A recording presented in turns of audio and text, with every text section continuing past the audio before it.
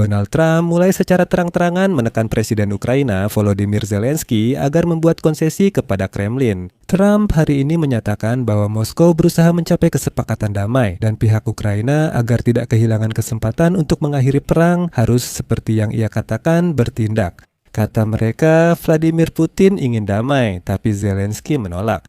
Trump memberi isyarat jika Ukraina tak segera bertindak, ia akan kecewa dan keluar dari perundingan. Agar Trump puas, Ukraina harus menggelar pemilihan presiden dan referendum sebelum musim panas tanpa jaminan keamanan. Tiba-tiba muncul kabar Amerika Serikat dan Rusia melakukan negosiasi dagang paralel. Washington juga menegaskan pada Kiev bahwa mereka tidak akan membuat perjanjian jaminan keamanan melawan agresi Rusia sampai Ukraina dan Rusia sepakat mengakhiri perang. Donald Trump hari ini dengan percaya diri menyatakan Amerika Serikat siap meratifikasi jaminan keamanan di Kongres Amerika Serikat setelah penandatanganan perjanjian damai dengan Moskow. Bahkan di Washington masih ada yang tak memahami posisi Donald Trump. Senator Partai Republik Lindsey Graham menyatakan Vladimir Putin berupaya menguasai seluruh Ukraina. Agar mencegahnya, Amerika Serikat akhirnya harus memberi bantuan ke Ukraina. Rudal jelajah Tomahawk dengan jangkauan hingga 2.500 km untuk menyerang target militer Rusia, terutama untuk menyerang fasilitas produksi drone. Nama saya Alexei Peci. Mari kita bahas topik ini bersama-sama. Tetapi sebelum kita mulai episode ini, saya minta Anda untuk berlangganan saluran ini, beri suka, dan tulis komentar apapun di bawah video ini. Selain itu, jangan lupa untuk mengikuti saluran Telegram saya, Peci News. Tautannya ada di deskripsi video ini. Jadi, Presiden Amerika Serikat Donald Trump kembali menyatakan bahwa Moskwa berusaha untuk mencapai kesepakatan damai. Sedangkan pihak Ukraina agar tidak kehilangan kesempatan untuk mengakhiri perang ini harus bertindak dan setuju. Selanjutnya, kutipan dari Trump, Rusia ingin mencapai kesepakatan dan Presiden Ukraina Volodymyr Zelensky harus bergerak, jika tidak dia akan melewatkan kesempatan emas ini dan dia harus bertindak. Itulah jawaban Donald Trump saat ditanya apakah Washington masih meminta Zelensky mengadakan pemilu sebelum musim panas. Dan dengan demikian, Trump pada dasarnya mengonfirmasi rumor yang muncul sebelumnya. Sebelumnya, pejabat Ukraina dan Barat mengatakan pada Financial Times bahwa Kiev bersiap menggelar pemilihan presiden dan referendum perdamaian dengan Rusia pada musim semi 2026. Mereka menyebut Zelensky mungkin akan mengumumkan ini secara resmi pada 24 Februari bertepatan dengan 4 tahun agresi Rusia. Menurut sumber, sebelumnya pemerintahan Trump menuntut Ukraina mengadakan 2 pemungutan suara sebelum 15 Mei dan menyelesaikan negosiasi damai dengan Rusia pada musim panas. Kemudian Zelensky sendiri membantah informasi surat kabar tersebut dan menyatakan kutipan berikut, "Saya sudah berkali-kali berbicara tentang pemilu, kita akan mengadakan pemilu ketika semua jaminan keamanan yang diperlukan telah terpenuhi." Menurutnya, isu pemilu lebih sering diangkat oleh sekutu Ukraina, bukan oleh Ukraina sendiri. Zelensky menegaskan syarat utama pemungutan suara adalah keamanan. Dan disinilah muncul pertanyaan ke arah mana Ukraina harus bertindak. Ketika Trump menyarankan Ukraina untuk mengadakan pemilu, referendum, atau membuat konsesi ke Kremlin dan menarik pasukan dari Donetsk, itulah yang harus diputuskan. Nah, misalnya, pada tanggal 17 dan 18 Februari sudah dijadwalkan putaran negosiasi berikutnya di Jenewa. Alih-alih Kepala Direktorat Utama Staf Umum Angkatan Bersenjata Federasi Rusia dan Laksamana Igor Kostyukov yang memimpin delegasi negosiator Rusia di Abu Dhabi, delegasi Rusia kali ini kembali dipimpin asisten Presiden Federasi Rusia, Vladimir Medinsky, yang dikenal sebagai pendukung garis negosiasi keras. Mereka memberi kuliah pseudo sejarah, berkata tidak peduli, memberi ultimatum, hanya begitu tanpa pilihan lain jika tidak perang berlanjut. Kremlin kini berupaya menggagalkan negosiasi ini, namun menyalahkan Ukraina. Namun Donald Trump tidak berhenti di sana.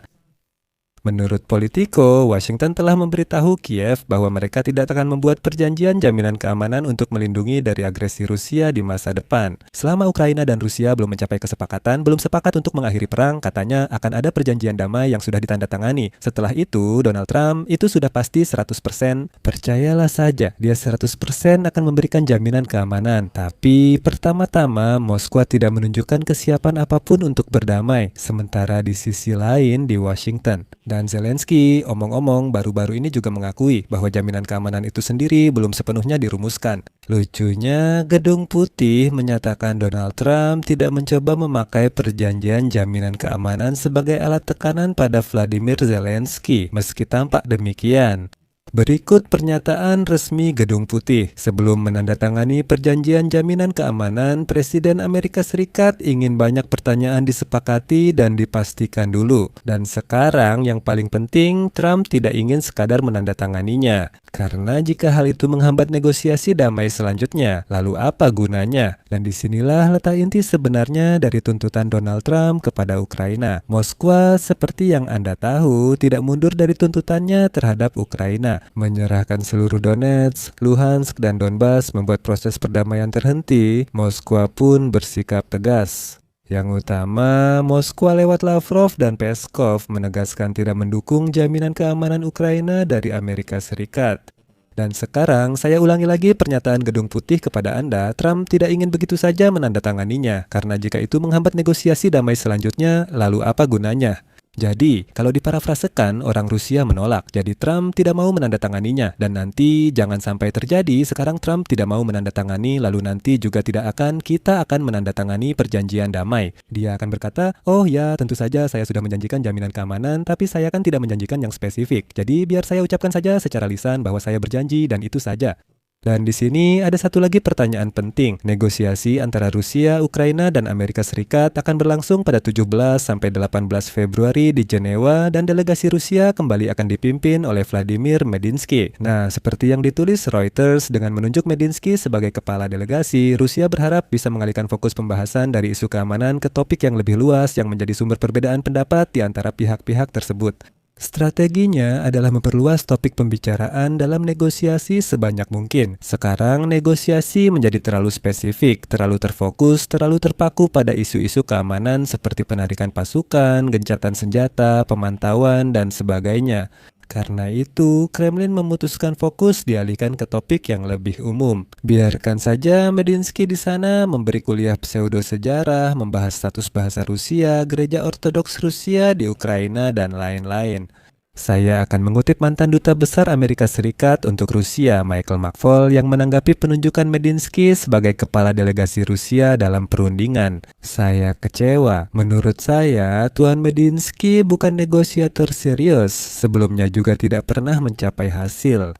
Kembalinya, dia menunjukkan Vladimir Putin tak serius dalam perundingan ini. Amerika Serikat ingin menekan Moskwa dan Kiev untuk mencapai kesepakatan sebelum Juni, namun menekan Ukraina bukan langkah bijak bagi kepentingan nasional Amerika Serikat. Kita perlu memberi lebih banyak senjata ke Ukraina dan menambah sanksi untuk Rusia. Kenapa Ukraina yang ditekan, bukan Putin? Apakah Amerika Serikat harus lebih menekan Rusia? Kini, Senator Partai Republik Lindsey Graham menyatakan Vladimir Putin ingin menguasai seluruh Ukraina. Untuk mencegahnya, Amerika Serikat perlu memberi Ukraina rudal Tomahawk agar bisa menyerang fasilitas militer Rusia. Kutipan, saya ingin Amerika Serikat memberi Ukraina Tomahawk agar mereka bisa menghancurkan infrastruktur yang digunakan Putin untuk membuat drone dan lainnya. Saya ingin mengubah keseimbangan kekuatan. Sayangnya, seperti yang kita dengar hari ini, Donald Trump menegaskan bahwa Vladimir Putin dan Rusia ingin perdamaian, sehingga Ukraina harus memberi konsesi.